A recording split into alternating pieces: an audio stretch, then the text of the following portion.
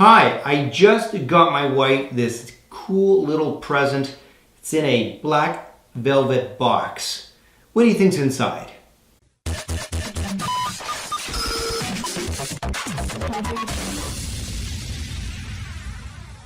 Good Marc TV morning. So I got my wife a little present here in this little black velvet box, little free box here. Now, if you're like most people, you're probably thinking there's some earrings or maybe a diamond ring in there, but that's not the case. You see, I got something else really cool in here. Let me show you. You ready? Okay, here we go. Oh, look at that. It's a blue M&M. That's right. You see, my wife loves M&Ms and her favorite color is blue, so I got her a blue M&M. I think she's going to love it. I think she's going to be so excited when she sees this. Okay, maybe not.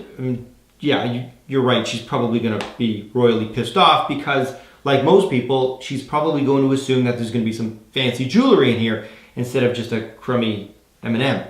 And that brings us to the point of this episode where we're going to talk about packaging and how it influences people's ideas and the perceptions about not only what's inside, but the quality of what's inside.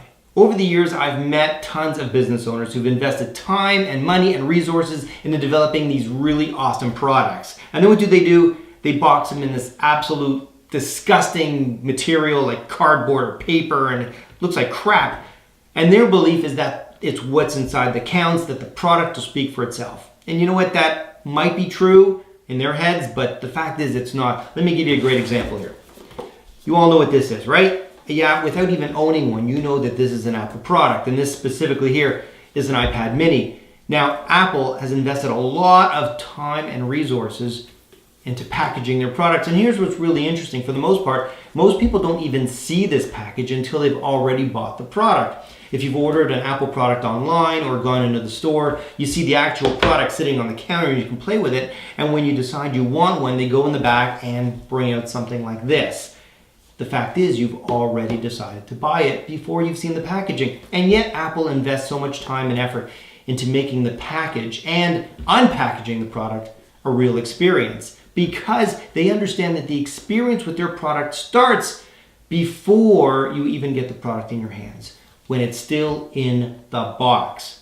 On top of that, the box can have a huge impact on the perception of what's inside, whether it be how good it is, how fancy it looks, or the quality of it. Now, a lot of you might be shaking your heads right now thinking, nah, this guy's full of crap. It's what's inside that counts. It's product quality first and foremost, regardless of packaging. The packaging doesn't matter. And you know what? You'd sort of, I guess, be right. But the thing is, all things being equal, it comes down to packaging. Let me explain. See this? It's a glass of water. I mean, you can just go to your tap and fill one, right? So what would you pay for this glass of water? Well, the fact is the amount of water in this glass is less than 1 cent. I mean, it's probably less than half a cent. But if I was to try to sell you this glass of water, you probably wouldn't want to pay anything for it.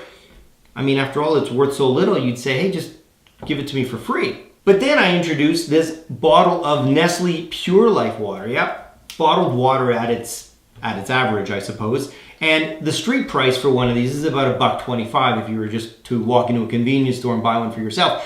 But this is exactly the same as this. It's water. I mean, this is spring water, and this came through like a water purification center. This one also, by the way, has fluoride in it. So in some ways, it could be argued that the water that you would expect for free is in some ways better than this. But the fact is, this is packaged. This is a bottle of water. It's got a nice label on it, nice plastic packaging here. If I was to sell you one of these for $1 or $1.25, you'd be cool with it because it's packaged. Now let's up the ante a little bit. Got another bottle of water here. This one also in a plastic bottle, but you know what? It's a heavier plastic, and this is Voss bottled water from Norway. So you can see here, compared to the Nestle one, it's kind of cool and slick. It doesn't have that typical bottled water look to it. It's nice and cylindrical and modern. It's got a really cool hard plastic twist-off cap. Look at that. It's pretty cool, isn't it? It just looks cool. I mean, walking down the street in something like this, versus something like this. This says you've got style. It says you've got taste. It says that you know that water from Norway is better than water from somewhere else, wherever the heck this stuff is from. It doesn't even say where this is from. Here it is. It comes from Aberfoyle Springs in Puslinch, Ontario, Canada. wherever the heck that is. So is water from Puslinch, Ontario, Canada not as good as water from Voss, Norway? Well, I can't answer that, but based on packaging, we'll have to go with the Norway bottle on this. And finally, the best of the best in terms of bottled water, based on packaging, is Landleer Source Water. Now, this nice glass bottle, similar to what you get if you bought a beer or a soft drink, this will set you back $3.95 if you want just one bottle. Now, the story with this is it's from a well in Wales, England, that's been farmed or drawn on, I guess, for over 850 years. And the story is that the land where this well is has always been organically farmed. Now, as far as I can tell, that means when the cows crap on the land, well, they contain no antibiotics or hormones, so all the poop that comes out of them settles into the ground and has no negative impact on the quality of water. But does that really make this water better?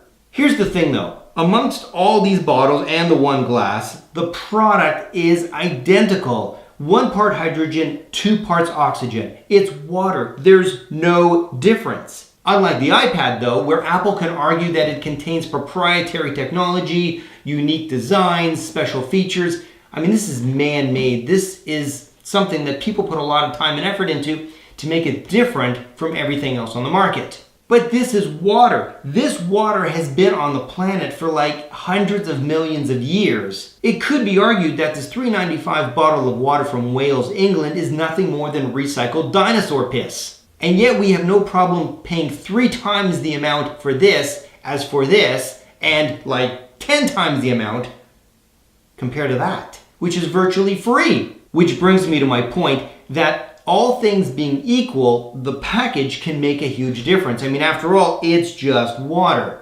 But put something in a fancy package versus something in no package, well, people will pay more. They'll be willing to pay more because of the belief that what's in here is better than what's in here.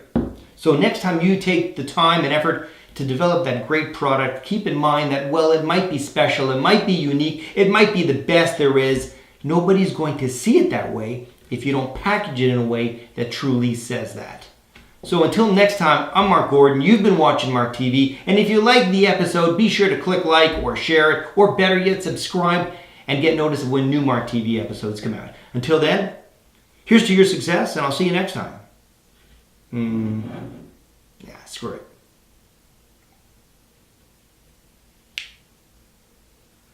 You know, I'm thinking she's really not going to like this.